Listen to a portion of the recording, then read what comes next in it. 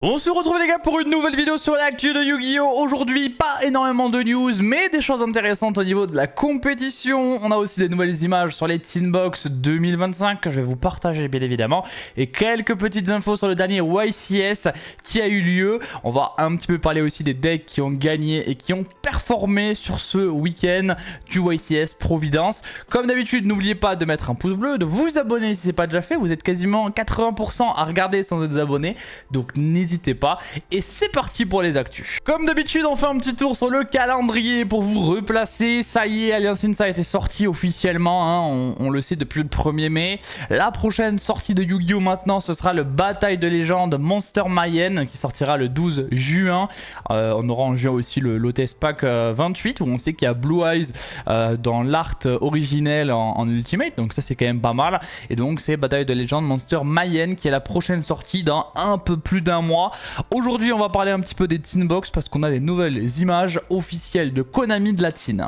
On se retrouve donc sur le site de Konami, nous y sommes, et voici donc le pavé que je vous avais déjà lu sur les Teen Box. Pour ceux qui n'ont pas forcément suivi, les Teen Box cette année changent un petit peu parce qu'on n'est plus obligé d'acheter la boîte métallique, on peut acheter le booster en individuel par pack de 3 et on a dans chaque booster une prismatique secret, une Starlight, 3 ultras et 8 communes.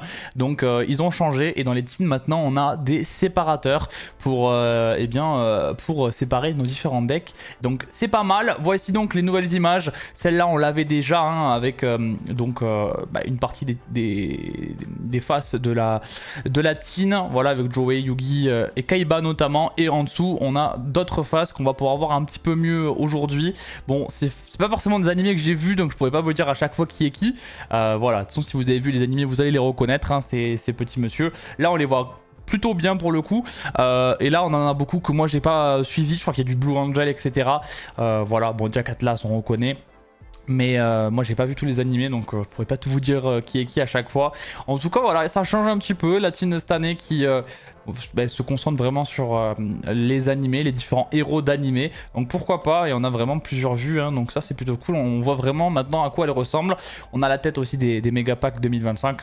Il n'y a pas de changement à ce niveau là, c'est du classique, hein.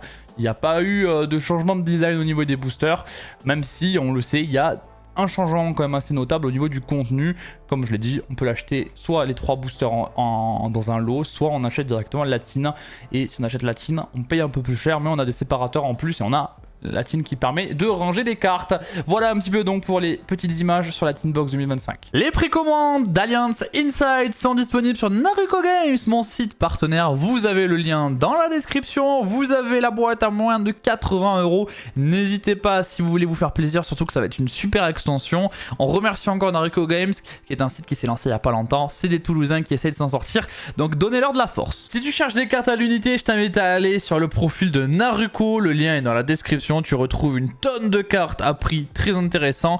Merci à lui encore pour sa confiance et son soutien. C'est important pour la chaîne. On a eu une annonce de Konami lors du YCS Providence. C'est au niveau des price cards. Qu'est-ce que c'est déjà les price cards, ou tout simplement les prix, les lots? Eh bien, c'est en fonction des résultats que vous faites dans différents tournois, que ce soit des petits tournois et des plus gros tournois, vous avez des lots. Et là, on a eu une petite annonce sur des nouveaux lots qui seront disponibles. Si vous faites des gros résultats, on va dire ça comme ça. Donc là, on a maintenant des price cards quand on fait des jours 2 à des événements. Donc on nous dit que c'est pour les YCS et les WCQ Event. Donc ça va comporter, il me semble, les nationaux. Voilà, donc c'est quand même assez intéressant. Et donc qu'est-ce qu'on a si on fait jour 2 un YCS ou un WCQ? Eh bien voici ce que l'on peut avoir: un booster, et dans le booster on a l'une de ces 10 cartes. Voilà. Donc il change vraiment tout. Alors il faut savoir que les cartes sont rares apparemment. Voilà, c'est pas forcément la rareté que je préfère. Je pense que le booster scellé va bien sûr coûter plus cher que la carte en individuel. Et vous pouvez voir qu'il y a des petits stamps. Voilà, bon, il faut beaucoup zoomer, mais vous pouvez voir qu'il y a des petits stamps YCS et WCQ Championship quoi. Voilà, et donc on a des cartes de toute période pour le coup du jeu, et qui sont pour le coup assez emblématiques. Il y a certaines cartes méta, certaines qui ne le sont pas, d'autres qui sont vraiment pour des formats Edison ou autres, mais il y a un petit peu de tout. Voilà, donc c'est une bonne initiative je trouve, parce que tu peux récupérer quand même un booster qui peut valoir un petit peu d'argent. Ce sera pas, je pense, énorme en termes de valeur, hein, parce que pour le coup faire jour 2 c'est quand même c'est possible quoi, le commun des mortels peut le faire, donc je pense pas que ce soit non plus extrêmement cher, mais c'est mieux que rien, parce que même si c'est 50 balles, bah, c'est toujours 50 balles que t'avais pas avant. Moi je trouve ça plutôt sympa en vrai, et c'est bien qu'ils pensent à ceux qui font de la compétition et qui essayent d'être rentables peut-être en faisant de la compète, même si on le sait, on peut pas jouer à jeu avec comme but d'être rentable, c'est pas possible. Nous avons également des nouveaux lots en fonction des résultats. Si vous faites top 32 à un WSQ, donc les top 32 à WSQ c'est des nationaux hein, la plupart du temps, donc top 32 à un WSQ ou top 32 à un YCS, vous avez une carte en super rare, et la carte c'est carte Trooper, qui était une carte incroyable quand moi je jouais étant petit, maintenant qui s'est fait bien sûr Power Creep, mais c'est une carte emblématique du jeu, donc c'est assez cool en vrai qu'elle soit disponible en super rare, avec du coup vous le voyez un peu mieux ici le stamp World Championship Qualifier, et ici YCS, hein, donc c'est vraiment très bien. Je trouve que c'est une plutôt bonne chose de Konami, qui n'était pas obligé de faire ça. Maintenant tu fais top 32, tu récupères une carte. On sait que dans d'autres TCG c'est quand même la norme hein, de récupérer des cartes en fonction du résultat que tu fais.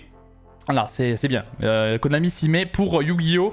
Et on en a une qui est vraiment mieux, c'est pour le top 16 à un WCQ ou le top 16 à un YCS. Nous avons Effect Veiler qui pour le coup là est vraiment une carte méta, il n'y a pas à dire. Effect Veiler donc avec les deux stamps. Voilà, donc là ça va être une ultra. Donc au niveau rareté c'est quand même un peu mieux qu'une super. Et à mon avis il y en a qui vont essayer voilà, de récupérer ces cartes là pour leur deck, parce que ça reste une ultra, là, le stamp YCS c'est plutôt sympa. Et là pour le coup ces cartes là, vu que c'est quand même des top 16, il n'y aura pas beaucoup de copies en circulation, et il y a moyen que là pour le coup vraiment faire un top 16 ça vaille le coup, parce que bah, tu peux vraiment récupérer une carte qui cote et qui a de la valeur, donc ça te permet un peu de compenser le déplacement, et on sait que se déplacer ça coûte assez cher, surtout que c'est cumulatif hein. Si tu fais top 32 puis ensuite que tu te fais top 16, bah, tu gagnes les deux cartes, donc c'est cumulatif, et ça c'est plutôt une bonne chose. On va maintenant parler du breakdown de ce YCS Providence hein, qui avait lieu bien sûr aux États-Unis. Nous avons au niveau du top 32 en termes de représentation 12 Malice. On s'attendait à ce que Malice soit beaucoup représenté, mais on s'attendait peut-être pas à ce que Mitsurugi soit autant représenté. Ils sont quasiment autant présents que Malice hein, donc c'est un vrai raz-de-marée de Mitsurugi qui a montré sa domination.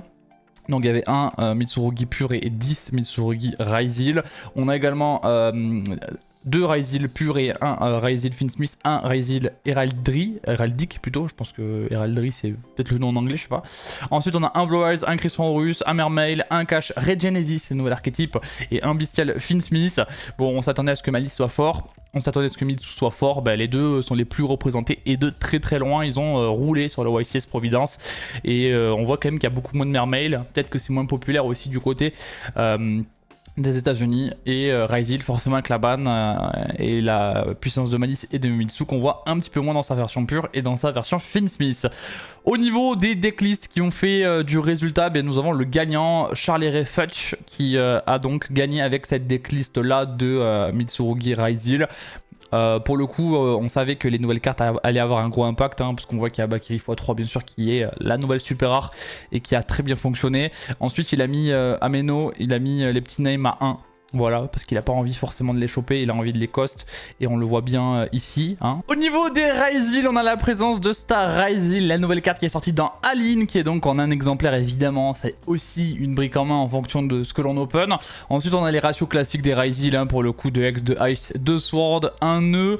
Au niveau des free spots, il y en a quand même pas mal, on voit qu'il y a du Fuvor, du H, de Lulu, Reberlu, Droll and Logbird forcément parce qu'il y a beaucoup de decks qui se le prennent, Nibiru x3 et un petit Puruya en plus, donc on joue quand même 4 Charmy dans cette liste là. Ensuite une seule magie rituelle Mitsurugi, parce qu'on se dit qu'elle toute seule ne fait rien. Par contre on a bien sûr la Prayers qui est la meilleure carte du deck x3, 3 Tachyon également parce que ça te permet de tuto soit Ice soit Sword en fonction de ce qu'il y a mis dans l'extra. On a aussi des cartes de tricheur comme Crossout et Callby. En vrai c'est pas mal vu qu'il joue un Purulia, il sait qu'il a la target à Crossout, et en vrai Purulia n'est pas une mauvaise carte à avoir dans son deck parce qu'on a des joueurs qui jouent plus que 4000 Charmy hein, pour le coup. Et 3 impermes, on a au niveau des targets dans l'extra deck, on a quoi? On a Ouroboros qui est présent quand même. On a de quoi avoir accès au Ryzeal aussi grâce à Dragux Lion qui te permet d'aller tuto une carte Tachyon. Donc tu vas récupérer cette Tachyon et ensuite tu as accès du coup au Ryzeal vu que tu joues Mascarade. Ok, Dynamundo et ensuite c'est quand même pas mal de classiques. En vrai c'est une bonne liste et ce qu'on voit aussi dans cette decklist là c'est qu'il y a du Castel de jouer avec la piège harpie en side. Voilà, donc ça va gentiment dire à l'adversaire tu joues pas. Et en vrai c'est une bonne condition parce que si tu l'hard draw ou que tu as accès à PTT, bah tu peux vraiment dire à l'adversaire je te fais un board FTK et en plus je t'empêche de jouer, donc bah, ça devient difficile de remonter, hein, on va pas se mytho. On a aussi la target pour aller chercher Lancea pour jouer contre Malice et on voit qu'il y a 5 autres Mulcharmy en side et à mon avis la stratégie go second elle est à base de gros Mulcharmy, voilà. Ok, bon ben en vrai c'est une decklist qui est assez clean, il joue à 42 donc ça reste des bons ratios et c'est propre, hein. Il y a quand même pas mal de free spots, ça fait 3, 6, 9, 12, 15, 16 donc c'est quand même pas mal, c'est pas mal. Ouais, ça te fait à peu près 2 free spots en main, de non-engine en main, donc c'est quand même très correct. Voilà, bah là le decklist elle a gagné, on comprend pourquoi le deck il est clean, il est beaucoup plus stable maintenant grâce à Abakiri et en plus il a enlevé les cartes qui n'étaient pas forcément tip top à avoir en main comme la rituelle si tu l'as toute seule. Voilà, donc il a maximisé les meilleures cartes et franchement je pense qu'on peut dire que c'est pas mal. Nous avons la decklist de Chongping également qui a joué Finsmith Ryzeal. Oui, il a joué Finsmith Ryzeal, il a fait finaliste. On a vu la finale hein, et Chongping a eu beaucoup de chance dans sa finale qui était très good vibes en tout cas, donc incroyable. Et puis il a joué ce deck là que j'ai joué pendant très longtemps, donc voir qu'il a fait finaliste c'est incroyable. Ce deck n'est pas mort et on va voir qu'il a fait des choix très forts pour le coup. Bon, 3 engraveurs c'est du classique, de la Lacrima c'est classique depuis que les Ryzeal se sont fait un petit peu toucher. Le Rick est présent dans le deck, on a tous les Ryzeal possibles mais il n'y a pas Star Ryzeal, voilà, dans sa decklist. On a 3 Veiler, 3 Ghostbell et alors là ça c'est incroyable, 3 Fuvalos, 2 Purulia, 2 Mules, donc il a maximisé d'en choper en main parce que c'est des niveaux 4, donc si tu le normes, bah, tu peux avoir accès au Ryzeal en fonction de ce que tu as ouvert à côté. Si tu as ouvert les Finsmith, bah, tu peux juste faire une norme d'un Purulia avec la Lacrima à côté, ça te fait un duo drive qui te donne accès au Ryzeal. Donc c'est pour ça aussi que c'est pas forcément des cartes mortes en Go First, les Mulcharmy. On a 2 Nib, 3 H, 3 Imperm, et là aussi on a Crossout, Callby en main deck, donc je pense que c'est un choix qui a plutôt bien fonctionné. Parce qu'on a les 2 finalistes qui sont avec ces choix là et avec quand même beaucoup de Mulcharmy. La Bonfire évidemment, 3 tracts. 3 tracts aussi, tu veux vraiment maximiser les Finsmith parce que tu sais qu'en Go First t'as de quoi norme un Mulcharmy à côté quoi qu'il arrive. Ok, c'est du classique, enfin c'est pas du classique pour le coup, il a vraiment fait des choix forts mais c'est assez intéressant, assez intéressant. Au niveau de l'extra deck on voit qu'il a mis évidemment 2 Requiem, hein. C'est logique, on a la place maintenant dans Ryzeal depuis qu'on a plus que un seul Déto et qu'on a une autre carte qui est malheureusement ban. Pas de grosse surprise, il y a quand même une SP qui traîne. Ensuite c'est vraiment du classique pour du Finsmith Ryzeal. Par contre au niveau de l'extra, bon on a un petit combo gaga parce que voilà. 3 Lancea, 3 Droll aussi, c'est normal, c'est pour du Go First. On a Druisure Magna et Diddy Crow, ça doit être aussi pour du Go First et en fonction du match-up. Cross qui est joué mais pas dans le main deck, donc ça c'est quand même assez étonnant. Il veut pas le piocher quoi, il veut pas le piocher. Et ensuite 3 Solemn Strike pour le Go First là aussi. Et je dis aussi que Diddy Crow contre Mitsurugi ça peut être pas mal, contre Memento, ce genre de deck c'est quand même une bonne carte. Donc il veut l'avoir. Et en vrai c'est pas un mauvais choix du tout, Diddy Crow qu'on revoit de plus en plus. Franchement la decklist elle est vraiment clean, hein. Chongping il a bien travaillé, je pense qu'on peut le dire, et on voit que les Mulcharmy étaient archi présents. Et nous avons aussi un petit Malice Atignister en top 4, c'est la liste de Aditya d'Arap, voilà, et c'est là aussi une très bonne decklist Malice pour le coup, avec les names qui sont maximisés, hein. Ceux qui sont à 2 sont à 2, ceux qui sont possibles à 3 sont à 3, avec 2 terrains, une terraformation. On a aussi 2 bestiales, les 2 meilleurs qui sont joués dans cette decklist là, parce que ça te permet des fois d'extendre et de quand même full combo. Et là le choix fort c'est 2 Fuva, 3 Purulia. Donc là encore une fois on voit que les Mulcharmy sont les grands gagnants de ce YCS Providence, on les voit en nombre. 3 H, 3 Nib, 3 Impulse, 3 Imperm, voilà, donc il a quand même mis pas mal d'entrap hein, dans ce deck là, il a joué à 41. On a également Malice in the Mirror, la nouvelle carte Malice, sarcophage doré, bon voilà. On a I Miss You aussi qui te permet de révéler un monstre K2003 et de tuto un monstre du même attribut, je crois. Donc ça te permet de révéler Whitebender pardon, pour aller tutoriser backup. Voilà, donc ça c'est quand même plutôt pas mal. Aimichu il met vraiment une bonne carte hein, pour le coup dans le deck. Et on joue GWC et MTP en main deck, on joue pas la dernière, donc on joue que 2 trappes, les 2 meilleurs. Pour moi ça me choque pas non plus, c'est vraiment du classique, c'est ce qu'on retrouve beaucoup en ce moment. Au niveau de l'extra deck, il n'y a pas de choix fort mis à part Topologic Bomber à la place du Elite Code Talker qui est sorti il n'y a pas... durant la dernière extension Aline. Donc c'est le Topologic Bomber qu'on a vu dans pas mal de decklists plutôt que cet allié Code Talker. Et c'est pour le coup assez étonnant, on s'attendait pas forcément à ça. On sait qu'il peut Raigeki ce monstre là quand il y a un monstre qui est invoqué dans une zone qu'il pointe. Voilà. Bon bah écoutez, ça a été un choix qui apparemment a payé. Et puis ensuite au niveau de l'extra, on a un petit peu forcément des cartes pour le Mirror avec Lancea, Mule qui sont là. Aussi on peut au compte et fantasmer pour le Mirror. Mais on a d'autres cartes comme Droll and Lockbird qui sont obligés pour battre Mitsu, qui sont obligés pour battre White Forest, ce genre de truc. Wizard, il en joue un exemplaire en main, un exemplaire en side, et ça c'est aussi assez intéressant pour le coup parce qu'elle est assez puissante cette carte aussi. Call by TTT sont joués et puis Aimichu également joué. Ok. Eh bah écoutez, c'est une bonne decklist, franchement ça m'étonne pas que ça ait fait des bons résultats. La decklist elle est assez propre. En vrai ma liste, les decklists seront je pense assez souvent similaires. Parce que je pense qu'on voit à peu près ce qui va fonctionner dans le deck. Et on le sait, les Mulcharmy d'en jouer, c'est pas forcément grave si on go first. Parce qu'on peut les normes et ensuite on peut faire le petit almirage.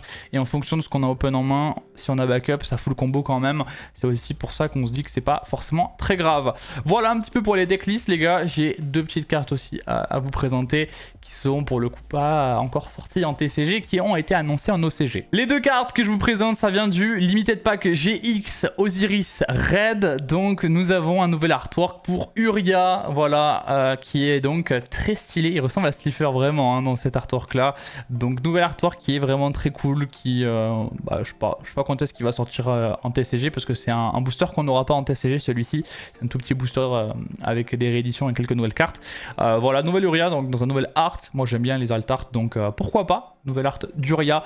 Mais ce qui va vous intéresser, c'est la carte suivante, c'est la Porte des Illusions qui sort dans le même booster et qui est très puissante. Donc elle te demande en coup de payer la moitié de tes points de vie quand même hein. Donc c'est pas rien, et on doit détruire autant de monstres contrôlés par l'adversaire que possible, donc ça fait Raigeki. Puis on peut invoquer spé un monstre depuis le cimetière de l'adversaire en ignorant ses conditions d'invocation. Voilà, donc ça fait Monster Reborn en plus de Raigeki, donc c'est une carte qui a fait beaucoup parler.